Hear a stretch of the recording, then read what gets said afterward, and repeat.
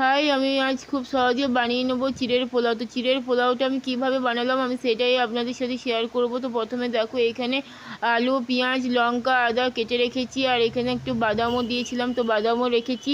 তারপর দেখো, সাদা তেলটা গরম হয়ে গেছে, তারপর আমি দিয়ে দিলাম বাদামগুলো ভালোভাবে ভেজে নিতে হবে।